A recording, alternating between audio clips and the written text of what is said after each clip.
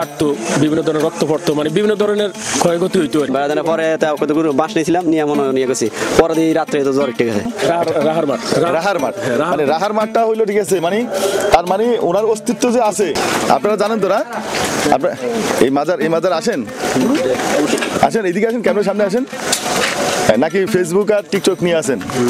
আচ্ছা, আপনাদের বাড়ির একজন বুজুর্গ লোকের মাজার, আশা করি আপনারা সেবা যত্ন করবেন। সেবা যত্ন মানি তো এখানে এসে পড়ে থাকে না, সেবা যত্ন মানি ঠিক আছে আইসা মাজারে সেজদা দেওয়া না। হ্যাঁ, এখানে আসবেন, জিয়ারত করবেন। মাজার হলো একটা জিয়ারত স্থান, মানে যেখানে একাধিক লোক জিয়ারত করে সেটাকে মাজার বলা হয়। এখানে যদি কোনো একটা বেয়াদবি করেন, পর্যায়ক্রমে ক্ষতিগ্রস্ত হইতেছে। ভিতর দিয়ে একটা গাব গাছ বাইরেছে, মানে এই মাজারে একটা জিরগাছ ছিল, জিরগাছ পর্যন্ত অনেক বিকট একটা এই এলাকাটা পুরো আছে।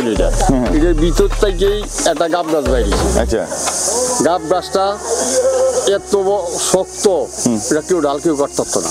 আচ্ছা, এই গাছটা কত সালে ইয়ার সময় জানি শিকড় উল্টা পড়ে গেছিল। পড়ে যাওয়ার পরে জায়গাটা খালি হয়ে গেছে। লাকড়ি হিসাবে আমরা বিক্রি, এই মাজারের মাটি ভরাটের জন্য এটা প্রস্তুতি করছি সব, ওই গাছটা বিক্রি করি। আচ্ছা, এরপর থেকে আমরা একটা ইয়া করলাম যে সব দিক দিয়া এই জায়গাটা আমরা অপ্প করে দিলাম মাজারের নামে। দাদাদের আমার আব্বা ছিল তখন, অপ্প করার পরে তারপরে এই বাংলাদেশ রহম করুন আল্লাহ, রহম করুন আল্লাহ, রহম করুন আল্লাহ, রহম করুন আল্লাহ। দর্শক, আমরা এখন দাঁড়িয়ে আছি কাদলা গ্রামে। জি, আচ্ছা, আমরা খুঁজতেছিলাম কাদলা দক্ষিণপাড়া, যদিও অনেকের কাছে জিজ্ঞেস করার পরেও আমরা কিন্তু সঠিক তথ্যটা পাইনি। এই ভাইজান আমাদেরকে সঠিক তথ্যটা দিছে। ভাই, আপনি আমার দর্শকদেরকে একটু বলেন যে আমরা এখন কোথায় আছি এবং কিভাবে এখান থেকে যাব ওই মাজারে? এটা হলো চাঁদপুর জেলার কচুয়া থানার দরবেশগঞ্জ নামক স্থান। এখান থেকে বাঁ দিকে গেলে কাদলা রাহান ফকিরের। এটা কি বাজার নাকি? কাদলা বাজারে আছে আমরা? না, এটা হচ্ছে দরবেশগঞ্জ বাজার। দরবেশগঞ্জ বাজার, দরবেশগঞ্জ বাজার হয়ে বামে যাইয়া, বামে গেলে দরবেশ সাহেবের বাড়ির পরে হলো জানি রাহান ফকিরের মাজার। রাহান ফকিরের মাজার, জি, ওটার নাম কেউ বলে মজুমদার বাড়ি, কেউ বলে মানে দুই তিনটা নাম আছে আর কি। নাম আছে, আচ্ছা আচ্ছা আচ্ছা, হ্যাঁ মজুমদার বাড়ি, আমি শুনছি মজুমদার বাড়ি, এটার একটা নাম আছে। আচ্ছা, ঠিক আছে, ধন্যবাদ। দর্শক, আমরা অনেক খোঁজাখুঁজি করার পরে কিন্তু আমরা রাহান শাহ রহমতুল্লাহর মাজারের কাছাকাছি চলে আসছি। আসলে আমরা যাচ্ছি, আসলে গ্রামে এমন এমন রাস্তা আছে বা এমন এমন পথ আমরা পাই যেটাতে গুগল ম্যাপও আমাদেরকে সঠিকভাবে দেখায় না, মাঠ ঘাট মানে ভিন্ন একটা রাস্তা দেখায়। যাই হোক, আমরা এলাকার লোকজনের সহায়তা শেষ পর্যন্ত কিন্তু ওনার মাজারের কাছাকাছি আসছি। লাস্ট আমাকে হেল্প করছে এই ছেলেটা, এই ভাতিজা, বলতেছে আপনাদেরকে আমি নিয়ে যাব অনেক ভিতরে। তো যাই হোক, আমরা যাচ্ছি। হ্যাঁ, আমার সঙ্গে থাকুন, ভিডিওটা দেখতে থাকুন।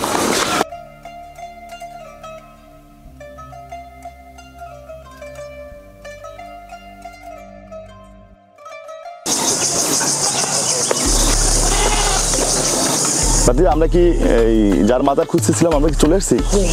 আচ্ছা, আমরা এখানে আসার পরে সামনে একটা পুকুরে কিছু ভাই ভাতিজা বসে রয়েছে। আসসালামু আলাইকুম।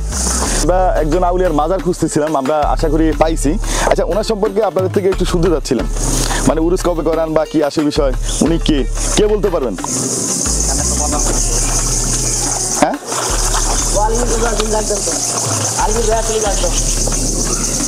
আচ্ছা, ওনারা বলতেছে আলমগীর ভাই আসেনি, ডাকবেন তো, মানে অন্য কাউকে বলছে। যাই হোক, তাহলে বলার মতো কেউ একজন আছে হয়তো।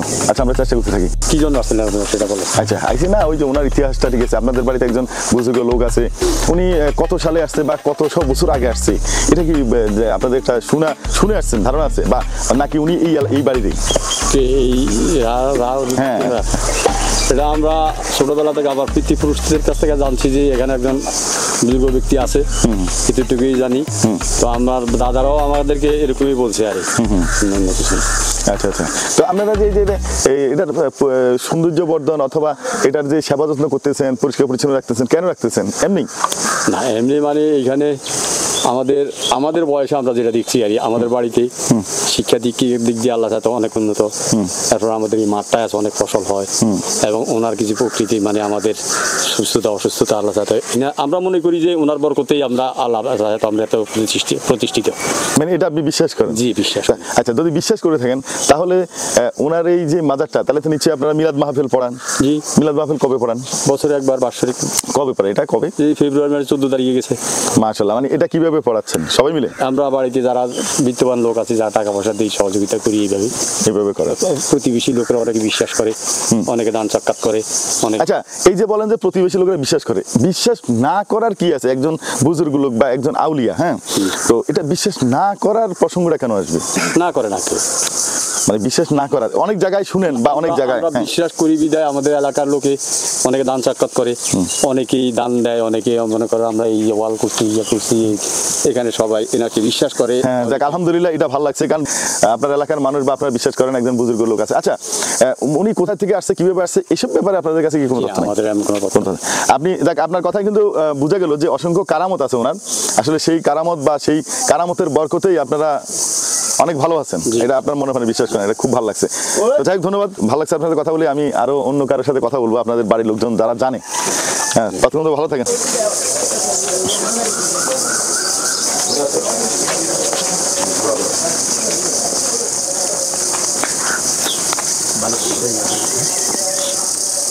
আমি আপনাদেরকে আবারও বলি যে আমি আসছি প্রত্যন্ত একটা গ্রাম অঞ্চলে, কিন্তু গ্রাম থেকে আবার গ্রামের ভিতরে প্রবেশ করছি।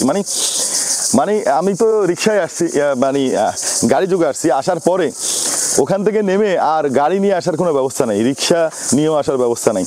তো আমি আবার হাঁটতে হাঁটতে এই মানে চিপা চুপা গলি, হ্যাঁ, দিয়া তারপর আসলাম। আসলে আসাটা আমার সার্থক, যে আসার পরে, হ্যাঁ, যেই গত বছরও আমি চাইছিলাম যে হযরত রায়হান রহমতুল্লাহর মাজার শরীফের ভিডিও করবো, কন্টেন্ট বানাবো, কিন্তু বানানো হয়নি। যাই হোক, আজকে আমরা আসছি, আসার পরে কিন্তু সম্ভবত এই ভাইজান উনি খেদমতের দায়িত্ব আছেন। আমি একটু ওনার সাথে একটু পরিচিত হয়ে আপনাদের সাথে পরিচয় করাই। আসসালামু আলাইকুম ভাইজান, আমি হলাম ধর্মীয় এবং দর্শন চ্যানেল থেকে আসছি। আমি বিভিন্ন ধর্মীয় স্থান, বিভিন্ন দর্শনীয় স্থান প্রচার করি। আসলে যখন সময় পাই, এটা আমার প্রফেশনাল নয়, এটা আমার শখ। আমি যখন ঘুরতে যাই, কোথায় গেলে একটু কন্টেন্ট করে ফেলি। আচ্ছা, যাই হোক, এই হযরত রায়হান রহমতুল্লাহর মাজার শরীফ, আচ্ছা, বর্তমানে এই মাজারের খেদমতের দায়িত্ব কি আছে? আসলে আমরা কয়েকজন বাড়ির লোকে, আসসালামু আলাইকুম, শুধু আসসালামু আলাইকুম রহমতুল্লাহি ওয়া বারাকাতুহু, কাদলা দক্ষিণ পাড়া গাজী বাড়ি, এই কাদলা কুচিয়া চাঁদপুর। আসলে আমরা এই মাজার আমাদের বাপ দাদা অনেক পূর্বপুরুষ আমলে, অতিরিক্ত আমরা জানি না কি ছিল বা কিভাবে ছিল। এখানে সর্বপ্রথম এদিক দিয়ে একটা বট গাছ ছিল, এটা কিছু ছিল না, এটা ভাঙ্গা ছিল। এদিকে একটা বট গাছ আছিল, বিশাল বিশাল একটা বট গাছ আছিল, এবং গাব গাছ এবং বট গাছ দুইটাই একসাথে ছিল। আচ্ছা, জি, ওইটা আপনার এখানে চলাফেরা কত মানুষজন, এই এদিক দিয়ে একটা ব্যাগ গাছ ছিল এখানে। আচ্ছা, এটা চিহ্নটা আমাদের দেখাই যাবে না, এখানে একটা ব্যাগ গাছ ছিল আপনার, এই ওই জায়গাটা একটু সাধারণ একটা উঁচা জায়গা ছিল, আর গাছ টাছ ছিল, বিভিন্ন ধরনের গাছ গাছরা ছিল আর কি, ফাঁকা ছিল না। পরে ওই বট গাছটা থেকে মানুষে ঠাইল মাইল কাটতো, বিভিন্ন ধরনের রক্ত পড়তো, মানে বিভিন্ন ধরনের ক্ষয়ক্ষতি হইতো আর কি। হওয়ার পরে ওই পূর্বপুরুষদেরকে কিছু স্বপ্ন দেখালে যে এখানে অত্যাচার করিও না, এখানে একজন ওলি আল্লাহ আছে। তারপরে আমরা ওই যে বাঁশ টাছ দিয়ে বেড়া দিতাম, আমরা ছোট ছিলাম তো, বাঁশ টাছ দিয়ে বেড়া দিতাম। বেড়া দেওয়ার পরে আস্তে আস্তে আস্তে আস্তে সাপ্তাহিক আমরা জিজ্ঞাসা করতাম, প্রতি বৃহস্পতিবার আমরা এখানে একটা নামাজ স্থান বানাইছি, এটা আরো ছোট ছিল, এখানে আমরা প্রতি বৃহস্পতিবারে জিজ্ঞাসা করতাম। জিজ্ঞাসা করতে করতে আসলে জিনিসটা একটুটুকু হয়ে গেল, উপরে হয়ে গেল, বাউন্ডারি ওয়াল করলাম, পরে মাজারে সিনারি দিলাম, সিনারি দেওয়ার পরে বাউন্ডারি ওয়াল করলাম। আজকে আমরা প্রায় 16-17 বছর মাহফিল করি। মাসে প্রতি বছরের ফেব্রুয়ারি মাসে আমরা একটা মাহফিল করি, প্রায় 2-2.5 লক্ষ টাকা খরচ হয়। বিশাল বড় একটা মাহফিল করি হুজুরের স্মরণে। এই নামাজ স্থানটা করছি, এখানে একটা ফানজাগানা মসজিদ করেছি। নামটা কি? হযরত রায়হান রহমতুল্লাহ। এই মাঠটা আমরা ওই যে পূর্বপুরুষটাকে মাঠটারে বলতো রাহার মাঠ, এই মাঠটা। আচ্ছা দর্শক, আমি একটু দেখাই, এই যে ধান খেত দেখছেন, এই মাঠটার নাম রাহার মাঠ। রাহার মাঠ, মানে রাহার মাঠটা হইলো, ঠিক আছে, মানে তার মানে ওনার অস্তিত্ব যে আছে সেটার একটা নিদর্শন কিন্তু মানুষের মুখে চলমান ছিল, রাহার মাঠ। ততক্ষণ আসলে কি উনি হয়তো এখানেরই কোনো বাসিন্দা ছিলেন, হয়তো এখানের কিছু একটা ছিলেন, এরকম হইতে পারে, হয়তো হইতে পারে, কারণ তো ওনার নামে এই মাঠটা ওনার নামে। আচ্ছা, আপনারা যে খেদমত করতেছেন, এখানে অসংখ্য কারামত বা অসংখ্য আধ্যাত্মিকতা, দুই একটা ঘটনা একটু, যেমন দুই একটা ঘটনা। অন্য আগে আমরা বাড়িতে চলাফেরা করতো, আমার বাপ চাচারা দেখতো বা জিজ্ঞাসা করতো, এবং আপনি এখানে যদি কোনো একটা বেয়াদবি করেন, পর্যায়ক্রমে ক্ষতিগ্রস্ত হইতেছে। আচ্ছা, পর্যায়ক্রমে ক্ষতিগ্রস্ত হইতেছে। যেমন এই 22 যে আমার এই 22 আমরা যেমন ছোটকালে বেড়া দিছি, এটা তাজা খবর।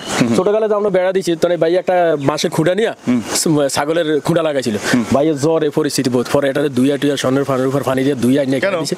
এই যে ভাই, আচ্ছা, এটা বাস্তব ঘটনা, মানে কি হয়েছিল আপনার? আমরা ওই যে মনে করেন বাঁশ কাটিয়া পরে বেড়া দিয়েছিলাম, বেড়া দেওয়ার পরে কতগুলো বাঁশ নিয়েছিলাম, নিয়ে মনে নিয়ে গেছি, পরে দিয়ে রাত্রে তো জ্বর ঠিক আছে, তো মনে করেন জ্বর একটু দিয়ে ছাগলও মনে করেন যে শুকিয়ে যাইতেছে তো পরে আইনা আবার 5টা শিয়ে করে দিয়েছি মিলাদ পরে আবার ক্লিয়ার হয়ে গেছে।